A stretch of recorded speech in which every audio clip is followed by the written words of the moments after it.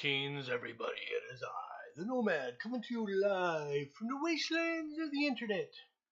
Yes, here to bring you news. News of the day. News that I think are as important. News about the betrayal of our supposed allies in the world. And let's just go ahead and get started, shall we? Israel. Iran security head Larijani and Baja, commander of Soleimani, dead. Israel said Tuesday that it killed the second top Iranian military commander, security chief Ali. Well, I'm not going to try and butcher your name, sir. All right, what's left of it. In an airstrike on Tehran hours after it said it killed Soleimani, head of the Basra paramilitary force. Israeli President Israel Katz announced at 9:30 a.m. local time that Larijani had been eliminated minutes after two Iranian state news agencies said Larijani would be releasing a statement imminently. Katz said that he and Prime Minister Benjamin Netanyahu had ordered the Israeli Defense Forces to continue hunting down the Iranian regime's remaining leadership. President Trump spoke about high rate of turnover of Iran's leadership. We will update him that the high rate of turnover continues and is even increasing following the assassination of two of the most senior remaining leaders, Katz said. Israeli media reported that Larijani was in an apartment safe house with his son when the airstrike came. Okay. What's good about this is we're continuing to go after what's left of the Iranian regime. All right. Iran is a very large, people forget this. Iran is a very large country. It has a lot of hiding places. It's very secretive in a lot of ways.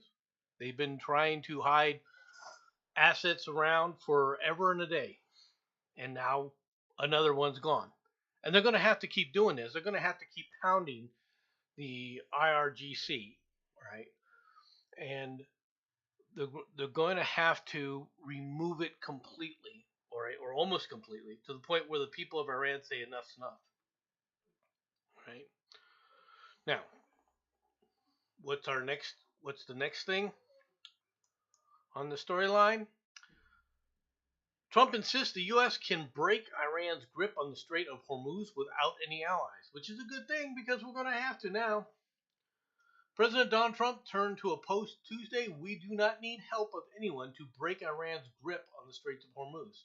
As the U.S.-Israeli war with Iran rages, analysts say it's extremely dangerous for vessels to pass through the strait when they are vulnerable to attack from Iran's anti-ship missiles, drones, or mines. Okay, anti-ship missiles are gone. For all intents and purposes, the Iranian anti-ship missiles are gone. They're useless. All right? Mines can be a problem. Can be. All right? If Trump allows it. What Trump's going to have to do is tell the Iranians living on the coast there that any ship we see in the Strait of Hormuz, we're just going to remove it. It's just that simple. Any ship we see, all right, in the Strait of Hormuz from Iran, we're just going to sink. That there will be nothing coming in. I don't care if it's a fishing boat. I don't care if it's a rowboat. You tell them that if we see something from Iran, we're going to assume it's the Iranian Republican Guard, and then we're going to wipe it out. Excuse me, Revolutionary Guard. Because that's what has to happen to these people before they start to get serious about this stuff. So we need to do that. All right? That ends the threat of the mines. So that just leaves drones. And the drone problem is a problem. And it's going to be a problem for a while. It's going to be a problem for a while. Until we get serious about certain things. Until we totally wipe out Iran's capability of monitoring the Straits of Hormuz. Well, how can we do that? No, man, how can you do that? Well, there's a very simple way to do that. You wipe out everything on that coastline. That's the start of it. You bring in B-52s and arc light the entire area until there's nothing left but rubble. You wipe out every road. You wipe out every house. You wipe out every building. You wipe out everything that you can see within a 20-mile view of the Straits of Hormuz. And on the high points, you especially give a special attention to those to make sure that there's nothing ever there. And you monitor it. That's how you handle it. Well, it's a pretty large area here, don't you think? No, it is a fairly large area, but it's not something we couldn't do. Personally, I would just tell everybody, I would start dropping leaflets now and saying, starting in a week, we're going to carpet bomb this area completely and continuously, all right, again and again and again, all right.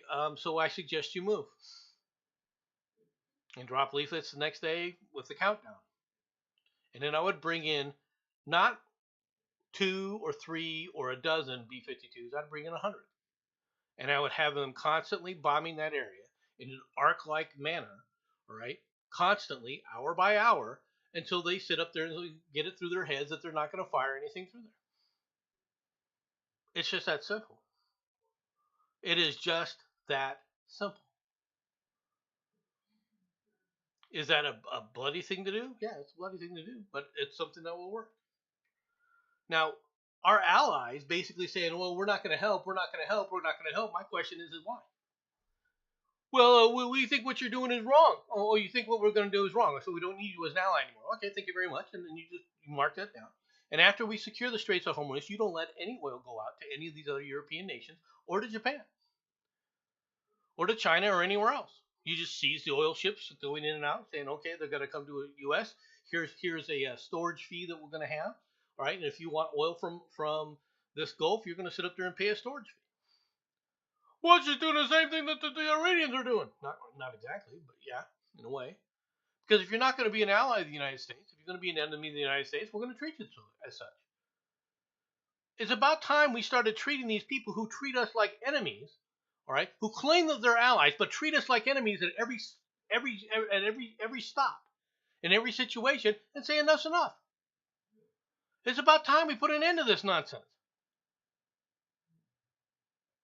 I'm sorry if people don't like that. But when you even got Japan with this kind of nonsense going with Tanaka, Japan has no plan to dispatch naval vessels for escort missions in the Middle East. Prime Minister Sane Takaichi. Pronounced. I'm sorry for getting your name wrong. All right. Said on Monday after the U.S. President Donald Trump demanded in a social media post that nations, including Japan, deploy ships to the Straits of Hormuz to keep the vital oil shipping route open and safe. Despite the remarks, Japanese media and analysts say that the U.S.'s request has placed Takaichi administration in a difficult position. On one hand, it's hard for the prime minister to reject Washington outright, given the importance of the U.S.-Japanese alliance. On the other hand, sending the self-defense force vessels to a region would face significant legal, diplomatic, and security hurdles. Some observers have described the U.S. demand as a suicidal proposition. It's hardly suicidal. Is it dangerous? In a sense.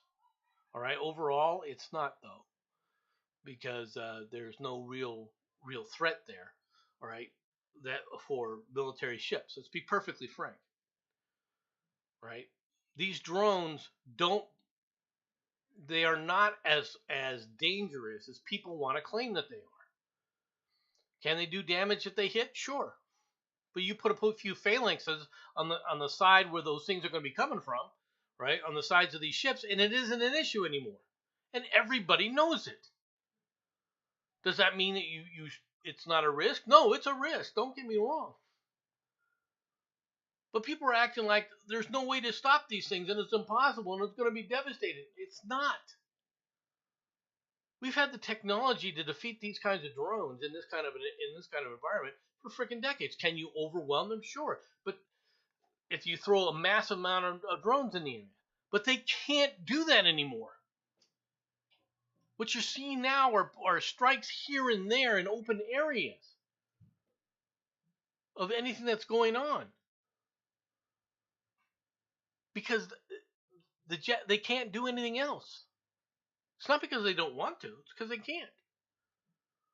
But if our allies aren't going to act like allies, and they're not, Germany, France, all right, both have denied going there. Spain is acting like a freaking thing. What we should do right now is just fly over Spain and tell them to go kick sand, kick rock. I'm telling you right now, what we should be doing with Spain is just sitting there saying, look, we're flying out of here. We have an agreement. You cannot do it. Oh, we're going to. Next question. We will stop you with what?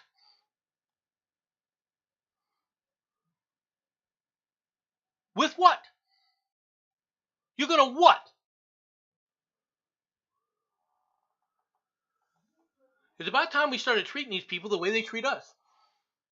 I've said this for a long time. And it's about time we sit up there and take action in that regard. Let's get to the next story. Long-range missile launchers show in southwestern Japan before deployment. The Defense Ministry held an exhibition of missile launchers and other equipment Tuesday at the Ground Self-Defense Force garrison in Kumamoto,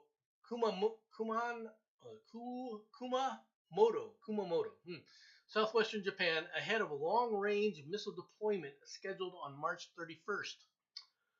The first such deployment comes as Japan seeks to acquire counterstrike capabilities to hit enemy targets in a national security emergency, marking a turning point from the country's exclusively defensive-oriented policy under its war-renouncing constitution.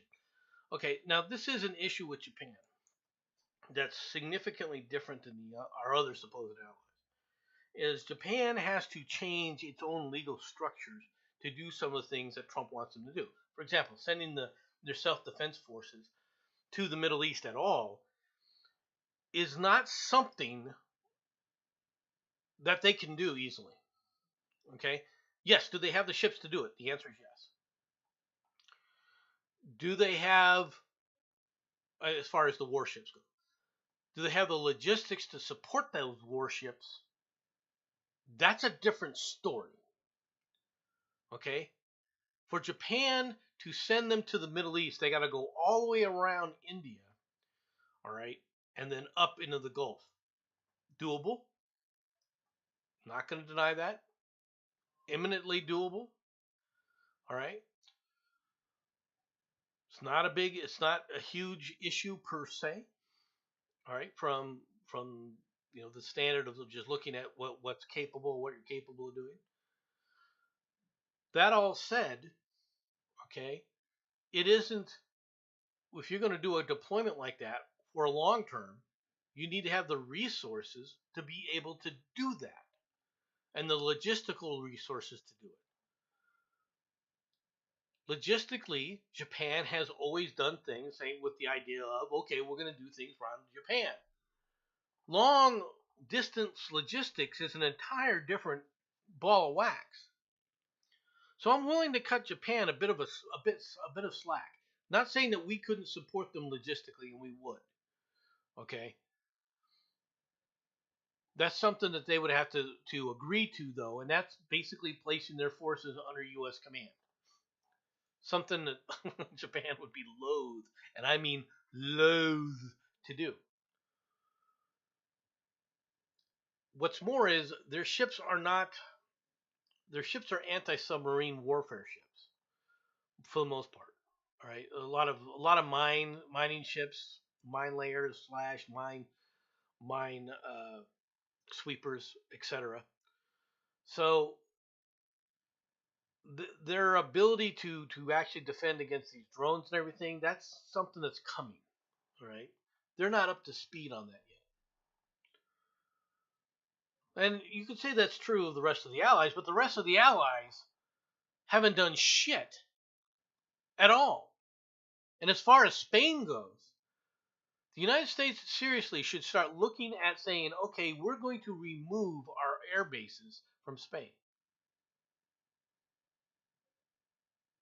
We should start removing all of our air bases, all of our naval assets completely out of Spain.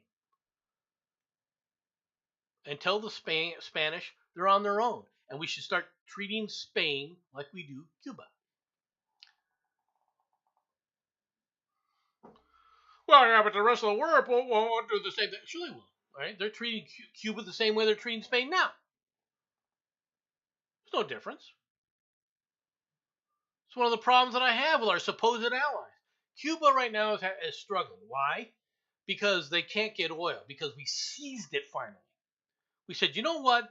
There's supposed to be an embargo here. We're going to enforce it. And we're going to start grabbing ships that are trying to transport energy to Cuba. But that energy shouldn't be shipped because there's supposed to be an embargo, including by our supposed allies. Our supposed greatest ally. Everyone talks about it.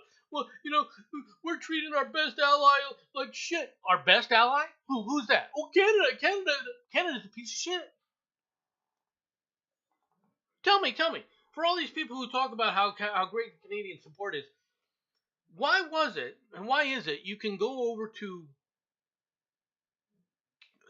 Canada and get Cuban cigars? Because they've never done the embargo. They've never agreed with the embargo.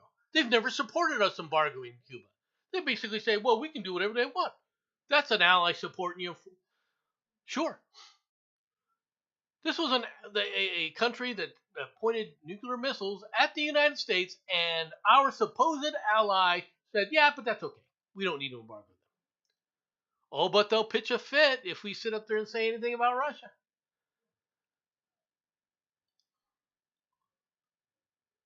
Britain, our supposed great ally of special relationship. Tell me, how many of your London properties are owned by the supreme leader and his family? Just how much of that area is owned by people who actually hate the country and hate America? And I mean, you had no problem seizing Russian assets. Why haven't you seized these assets of the Iranians or the Pakistanis or the Afghanistanis? How come? Why is it when it comes to supposedly being an ally of the United States, sticking a finger in the eye is the best you can accomplish? Well, we supported you in Afghanistan and we supported you in Iraq. Okay. Yeah.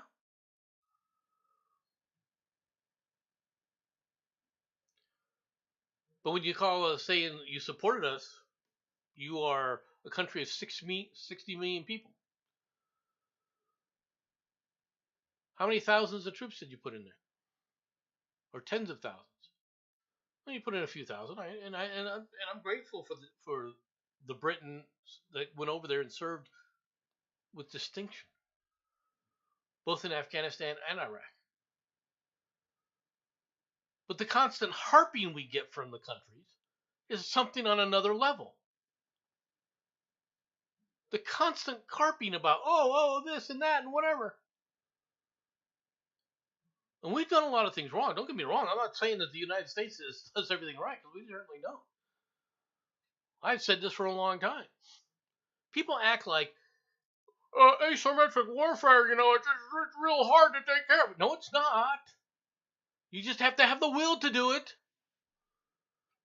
You can put a stop to it very quickly. We used to do that. It was brutal. It was harsh. But it was what was necessary. We've tried everything else now. It's time we go back to the old ways of dealing with this kind of crap. Sorry. That's how I feel about it.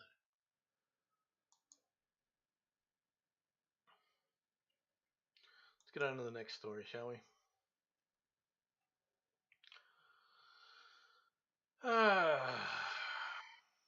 From the Business Insider. From Jacob Silverman. Keyboard warriors. Last July, 4 high-ranking tech executives, all of them involved with artificial intelligence, were sworn into the United States Army Reserves with the rank of lieutenant colonel. They are part of a new unit called Detachment 201, also known as the Executive Innovation Corps. The Pentagon has introduced many initiatives to deepen relationships with Silicon Valley, but making officers out of multi-millionaire executives with no military experience served as a strong symbol of a new era in which venture capitalists and technologists see themselves as essential to the defense of the nation. The tech industry, which once prided itself on its libertarian and counterculture and libertarian, are not the same thing and are mutually exclusive. So to even use it like this is just nonsensical. It is. And inflected anti-war ideals has emphatically re-enlisted in the U.S. military project, drawn by patriotism and lucrative government contracts. Numerous tech companies, from established giants like Google and SpaceX to military-minded startups in Southern California, have started working for the defense establishment. I hate to tell you freaking fools something, and that is, this has never changed. This isn't new. This isn't new in any way, shape, or form.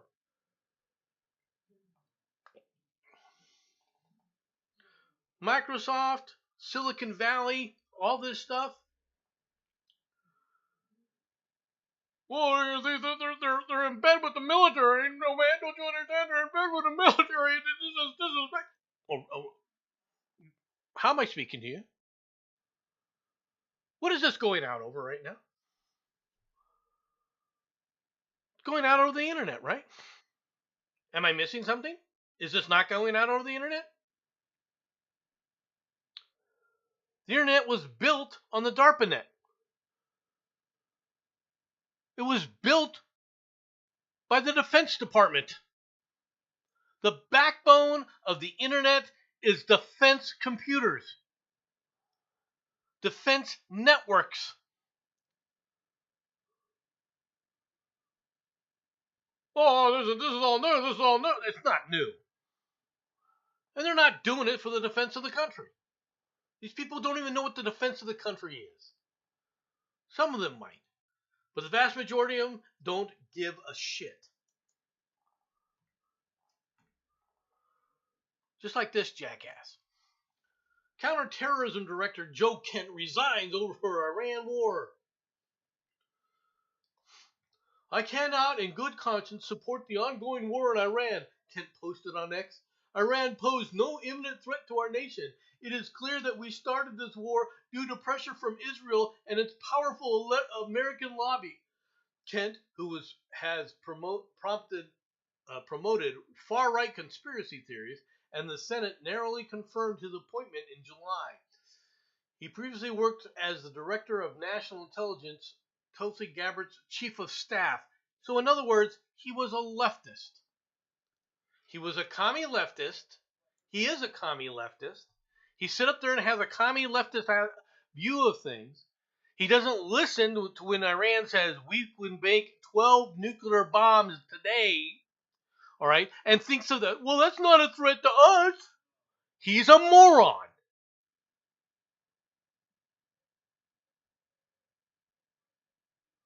When you go into a discussion and they threaten you with nukes, which they did, he doesn't even think that that's a threat. Well, it's not an imminent threat. La la la la la la la la la. He's living in fairyland. And if you want to know how serious this shit is, take a look at this. They imported this jackass. Mamdani rips Palestinian genocide at St. Patrick's Day event after he botches answer on unified Ireland. Mayor Moron, I should say that. Moron Mamdani. That's what I should call it. Moron Zamdani on Tuesday compared the plight of the Irish to the genocide in Palestine. It's not even close. It's not even close.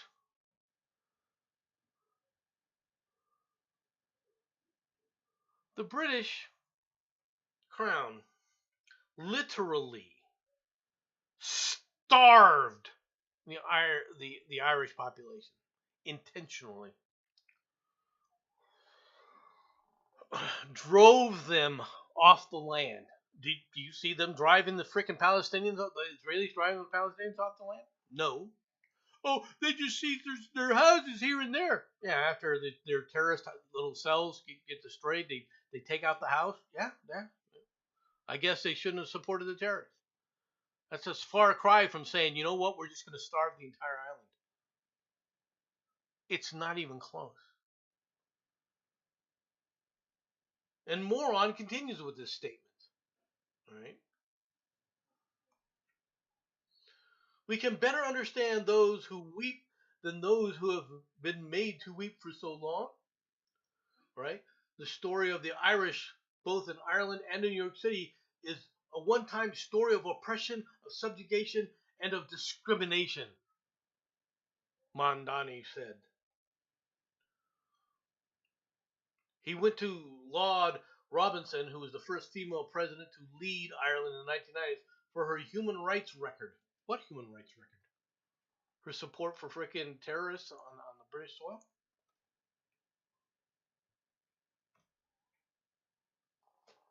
It's nonsensical. It's absolutely nonsensical. Journalists reported a missile strike. Then came the death threats. A message appeared in English on Emmanuel Fabian's phone. You have 90 minutes left to update the lie, said a WhatsApp message reviewed by the Washington Post. If you do this, you solve in a minute the most serious problem you have caused yourself in your life, and you won't remember me anymore in a week. 5 days earlier, Fabian, a 28-year-old war correspondent at the Times of Israel newspaper, had published a short blog post reporting that an Iranian missile had struck an open area outside of Jerusalem suburb, harming no one. Until he began receiving messages that threatened his life and family, Fabian didn't know his brief report had triggered a dispute over bets on the prediction market Polymarket on whether an Iranian missile would strike Israel on March 10th. For those with money down, millions of dollars were potentially riding on his blog post. Fabian was spooked enough by the threats to at least entertain the idea of revising his published reporting, he told the Post on a phone interview on Monday. That could score a win for Polymarket users who had bet against a missile strike occurring that day, and at least one had offered to send Fabian a share of the profits. Gee, boy, that's a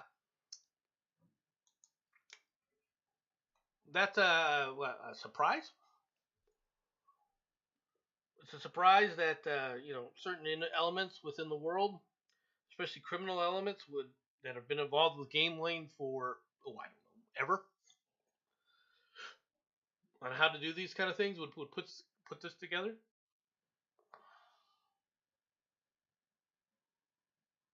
That's a surprise to anybody? Because it's not to me. Not to me in any way, shape, or form, folks. All right. Man charged with planting bombs near Capitol claims he's covered by Trump's pardon. The man charged with planting bombs at the Democrat and Republican party headquarters on the eve of January 6th, 2021, says he's protected from prosecution by a sweeping clemency President Donald Trump decreed for participants in the attack on the Capitol. Lawyers for Brian Cole Jr. filed the provocative motion Monday, arguing that the felony charges he faces of transporting and maliciously using explosives should be dismissed because Trump's granted clemency to anyone convicted of or charged with crimes related to the events that occurred at or near the United States Capitol on January 6th, 2021. Yeah, but this doesn't fit that, does it? In fact, this guy is claiming that he didn't do it and it was somebody else who did it, even though we know who it is. And we also know that, of course, he's a Democrat, and the Democrat leftist. And what's more is this had nothing to do with what was going on in the Capitol, because this wasn't at the Capitol. Well, it's near the Capitol. What's near? Define the word near. Right? So the guy trying to make this with what his lawyer's trying to say is just absolutely stupid. All right, he's trying to claim this and to try and get his client off in any way, shape, or possible. So he came up with an innovative thing. The problem is two things. One, it has nothing to do with the riots on January 6th and the related incidents of the Capitol. It has nothing to do with that. If it does have something to do with it, this guy's got other questions to answer. Just pointing it out.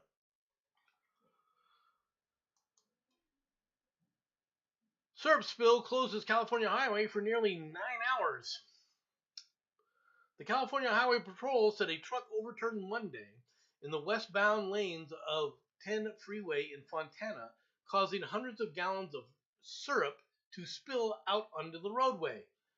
Caltrans crews attempted to use an absorbent material to clean up the syrup, but it proved to be too sticky, so a water truck was summoned to hose down the roadway. A water truck. You mean go out there, grab a fire truck, and then hose down the roadway, which you already should have had on scene? In fact, I know you had it on scene already, and you tried to use liquid absorbent material on syrup, which is basically sugar. Sometimes you gotta wonder, who thought to use that? Well, that was the first question I had. Who thought to use this? All right, the absorbent material. Who in the Caltrans said, "Well, this is how we do this," and thought that was a good idea? Because the guy needs another job. The guy should be fired. He's obviously incompetent. He's obviously incompetent. The guy who ordered this done, this was a waste of money, all right, ordered this done, needs to be fired. The westbound lanes were closed for nearly 9 hours, when it should have taken 15 minutes with a fire hose.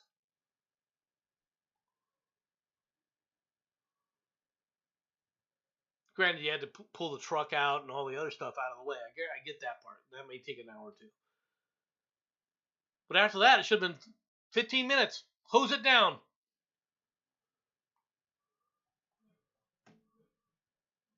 "15 minutes is all it should have taken, folks.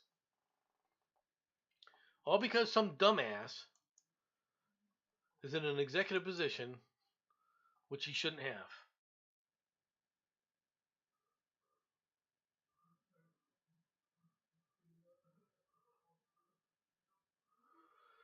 All right. Final story of the day. Final story. Cat's intestinal blockage found to be 26 swallowed hair ties. A Florida animal rescue said a 6-year-old cat underwent surgery for an intestinal blockage, and a veterinarian ended up removing 26 hair ties. The Halo No-Kill Rescue Shelter in Sebastian said on social media that the staff learned of a 6-year-old cat signed over for euthanasia due to blockage and decided to take custody of the feline. The cat, named Midnight, underwent surgery, and the veterinarians were shocked to discover the cause of the blockage was 26 hair ties. Ever wondered where all your hair ties disappear to? Sometimes they end up in places you would never imagine, like your pet's stomach. It's likely it wasn't intentional, but this is an important reminder that small objects around the house can be incredibly dangerous to pets. Hair ties, rubber bands, strings, and other tiny items can quickly become life-threatening. The Post said that Midnight is now recovering from her surgery and is once again showing a healthy appetite. Would you set up there, dangle a hair tie in front of the cat to make sure it was the one before? Just asking.